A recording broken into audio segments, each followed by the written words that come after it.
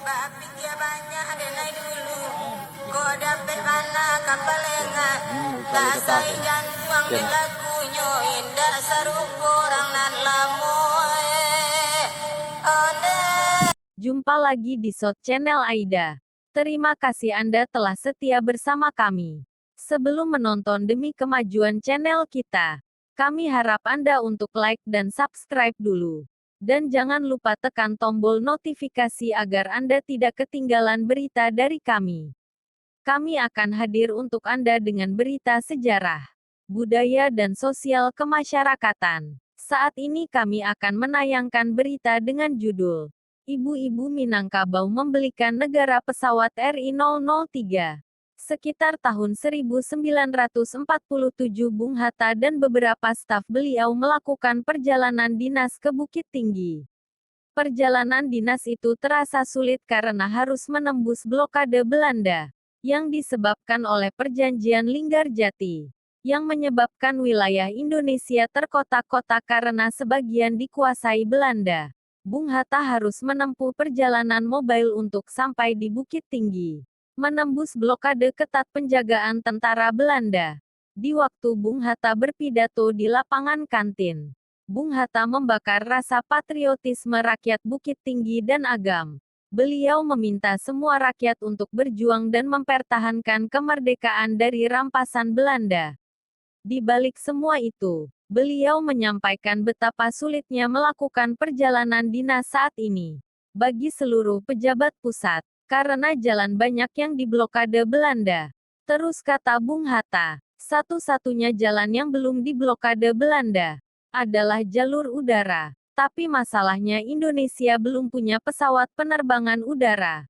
Bung Hatta dengan miris mengatakan, negara belum mampu membeli pesawat terbang karena kondisi keuangan negara yang belum tertata.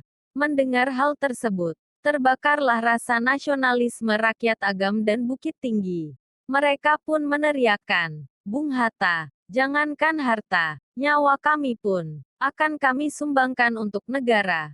Mendengarkan hal tersebut air mata Bung Hatta menetes. Beliau hanya bisa mengucapkan terima kasih. Hari itu juga tanggal 27 September tahun 1947 di kota Bukit Tinggi, Muhammad Hatta membentuk panitia pusat pengumpul emas untuk mengumpulkan sumbangan dari rakyat yang nantinya berfungsi membeli sebuah pesawat terbang untuk diterjunkan dalam misi-misi khusus guna menyelamatkan Republik Indonesia dari serangan Belanda yang terkenal sebagai agresi militer. Tanpa pikir panjang, spontan orang-orang di sana terutama amai-amai atau ibu-ibu mendaftarkan diri untuk menyumbangkan semua perhiasan emas dan peraknya. Berupa liontin, anting, kalung, gelang, bahkan cincin kawin mereka sumbangkan. Selain itu di tempat-tempat lain, seperti Padang Panjang dan di pinggiran kota Bukit Tinggi juga diadakan pengumpulan sumbangan. Akhirnya terkumpul emas sebanyak 12 kg. Emas tersebut dilebur dijadikan emas batangan. Ternyata semangat juang ibu-ibu Minangkabau sangatlah tinggi. Mereka mau berkorban apa saja demi kemerdekaan Indonesia tercapai. Lika-liku perjalanan pesawat Afro Anson RI-003 melalui perantara seorang broker asal Burma bernama Hasafage Dik Tamimi dan Ferdi Salim yang ditugaskan Halim Perdana Kusuma dihubungkan dengan Paul Kigan. Paul adalah seorang penerbang ex-Royal Australian Air Force atau RAF. Sementara Dik Tamimi dan Ferdi Salim adalah petugas bandara yang juga bertugas menggalang pengumpulan emas. Kebetulan saat itu Paul berencana menjual sebuah pesawat Afro Anson seharga 12 kg emas. Halim Perdana Kusuma yang ketika itu menjabat wakil 2 kepala staf AURI setuju dengan pembelian pesawat tersebut. Pada awal Desember tahun 1947 pesawat Afro Anson itu pun diterbangkan ke Bukit Tinggi dan disambut hangat oleh masyarakat setempat. Pesawat ini kemudian diberi nomor registrasi RI-003. Karena Paul Kigan meminta pembayaran dilakukan di Songkhla, Thailand, pesawat diterbangkan lagi ke Bumi Pagoda. Setelah pembayaran dilakukan di Thailand, Pesawat ini kembali direncanakan terbang ke lapangan Gadut Bukit Tinggi. Pesawat Afro Anson ini dipilotin oleh Komodor Iswahyudi dan navigator Komodor Halim Perdana Kusuma. Saat itu untuk menghindarin pencegatan di udara, mereka sengaja terbang rendah sewaktu memasuki Selat Malaka. Tapi Malang tidak bisa diraih. Kebetulan saat itu cuaca buruk. Dan akhirnya pesawat jatuh. Pada tanggal 17 Desember tahun 1947.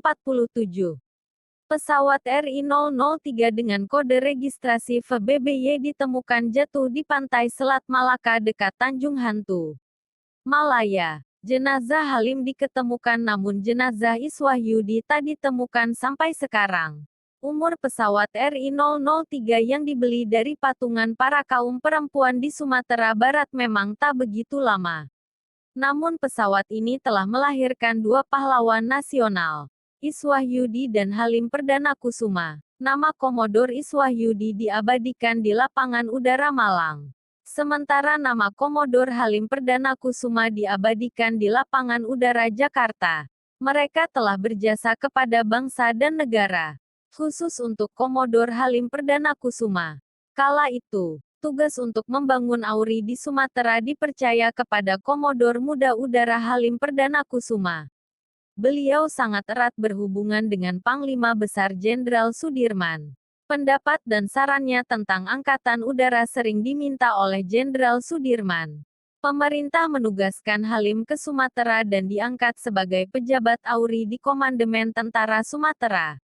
Selama melaksanakan tugas, Halim berhasil menjalin kerjasama dengan Panglima Tentara di Sumatera dan masyarakat di daerah itu. Seperti jasa ibu-ibu Minangkabau, yang mau berkorban apa saja demi kemerdekaan Indonesia. Ibu-ibu Minangkabau sadar betul, bahwa kemerdekaan itu bukan hadiah. Tapi kemerdekaan adalah perjuangan mengorbankan harta benda, tetesan darah dan pengorbanan nyawa. Demikianlah kisah pembelian pesawat RI-003 oleh ibu-ibu Minangkabau, yang mereka persembahkan untuk negara. Semoga kisah ini bermanfaat untuk kita semua. Sampai jumpa lagi di channel yang sama.